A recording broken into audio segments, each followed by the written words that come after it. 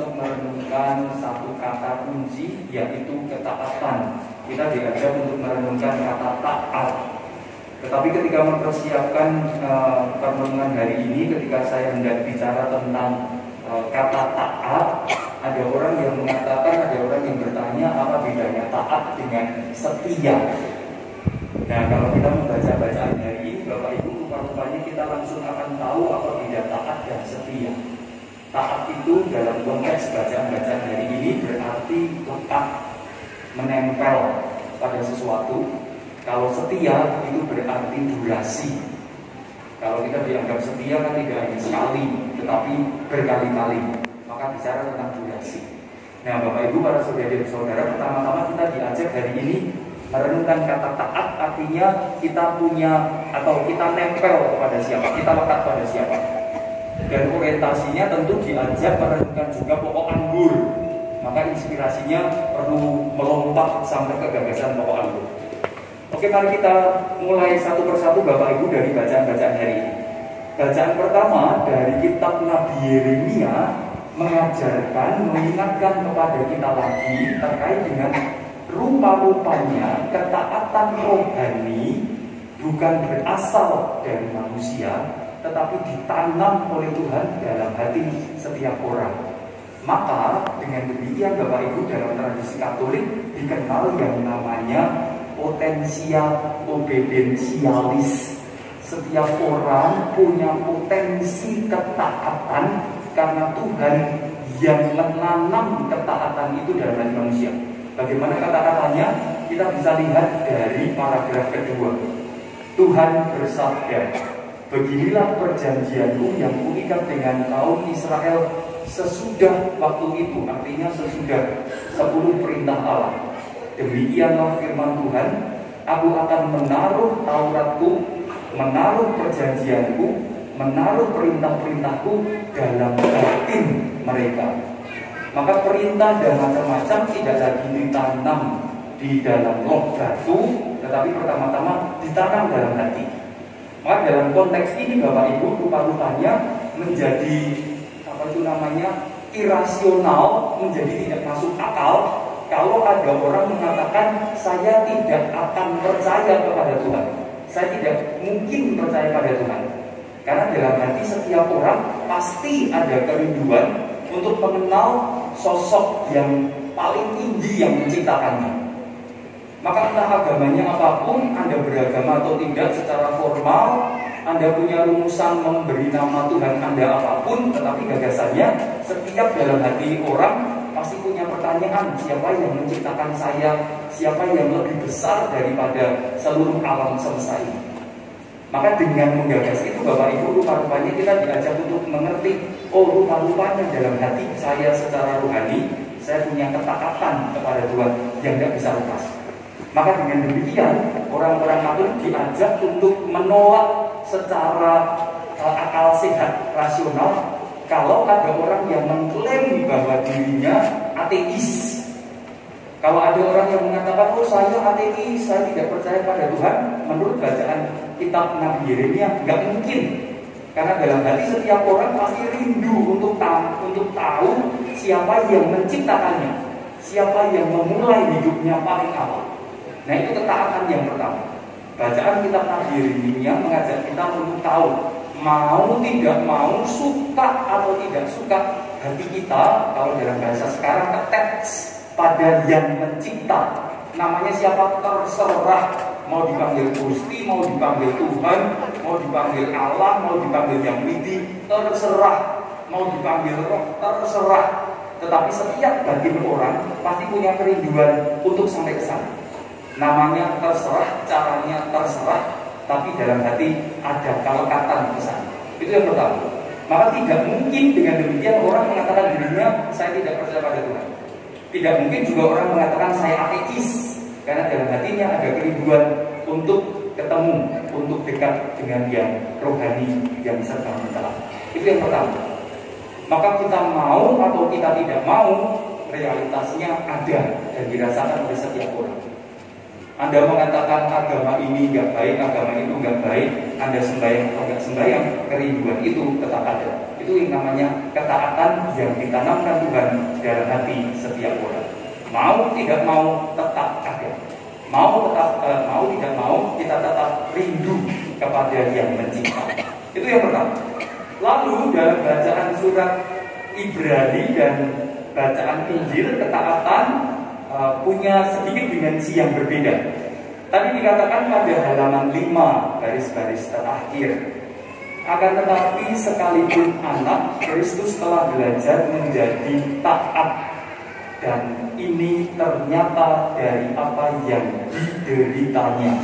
Demikian pula dalam bacaan Injil hari ini dikatakan pada halaman 7, sekarang jiwaku terharu. Dan apa yang akan kukatakan? Bapa, selamatkan aku dari saat ini? Tidak. Sebab untuk itulah aku datang ke dalam saat ini. Nah, ajaran yang kedua Bapak Ibu terkait dengan taat adalah kita diajak untuk, kalau dalam ajaran kekatolikan, setiap hari kita diajak untuk hidup sekarang dan saat ini. Di sini dan sekarang. Itu dalam tradisi kekristenan kekatolikan. Artinya kita diajak untuk tidak menolak apa yang terjadi dalam kehidupan saya sekarang. Kalau sekarang saya bejo, maka saya diajak untuk menyukai, untuk merasakan, untuk mensyukuri ya bejo saya hari ini. Tetapi kalau saat ini saya sedang rugi, maka saya diajak sama seperti bacaan hari ini, tidak kemudian menolak, aduh kok aku rugi, kok orang bejo, kok saya sakit dan macam-macam. Enggak. Bacaan hari ini mengajak kita taat, artinya lah ya kalau saya sekarang sakit ya terimalah saya sakit. Lalu dengan menerima, saya bisa memilih apa yang akan saya lakukan sekarang. Mau membiarkan saya tetap sakit, mau saya berubah, atau saya mau apapun terserah. Tetapi pertama-tama bacaan kedua dan bacaan Injil mengajak kita untuk taat. Apa artinya taat? Yang kita rasakan sekarang, yuk diterima, itu saja.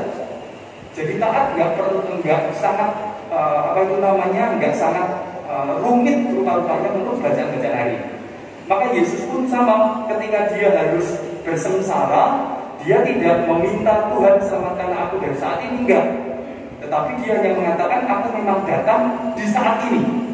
Saat ini aku harus menderita, ya sudah, saya terima penderitaannya. Meskipun penderitaannya kayak apa nanti saya nggak tahu, ya sudah, tapi saya terima.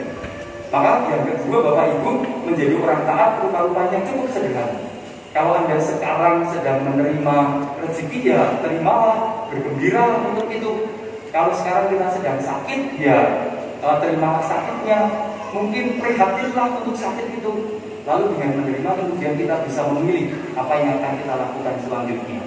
Kalau kita bejo, kita lalu bisa memilih, kalau sudah kita terima, lalu kita bisa memikirkan apa yang akan saya lakukan selanjutnya. Kalau saya sekarang merugi, kalau sudah diterima, oke lah saya rugi. Lalu kemudian saya bisa berpikir, saya akan melakukan apa setelah ini. Maka itu dua hal dalam bacaan-bacaan hari ini. Yang pertama, ketaatan rupa-rupanya kalau terkait secara rohani, kita diajak untuk ingat, mau tidak mau, kerinduan kita kepada yang ilahi, siapapun ilahi itu namanya, Tuhan, Allah, Gusti, yang widi, siapapun, rupa-rupanya tetap akan mengusik hati kita untuk ingin tahu siapa dia.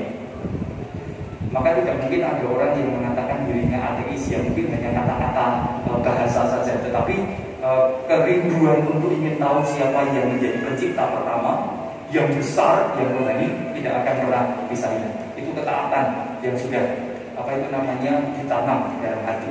Sama seperti refleksi Yeremia. Lalu yang kedua, ketaatan kita sebagai orang beriman, rasa-rasanya Ibrani dan Injil 1 Yohanes mengingatkan, yuk kita belajar taat. Artinya menerima situasi kita saat ini.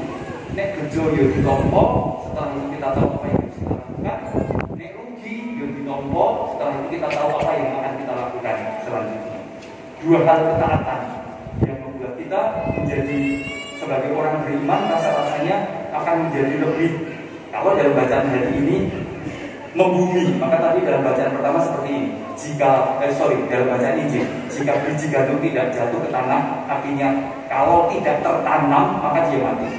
Maka marilah kita tertanam, artinya dalam situasi saat ini. Kalau kita senang, ya nikmatilah senangnya, itu artinya tertanam, maka kita bisa berbuah. Kalau kita bersedih, nikmatilah kesedihannya. Ya agak aneh sih menikmati kesedihan. Tetapi kalau kita bisa menerima kesedihan, maka kita bisa berbuah.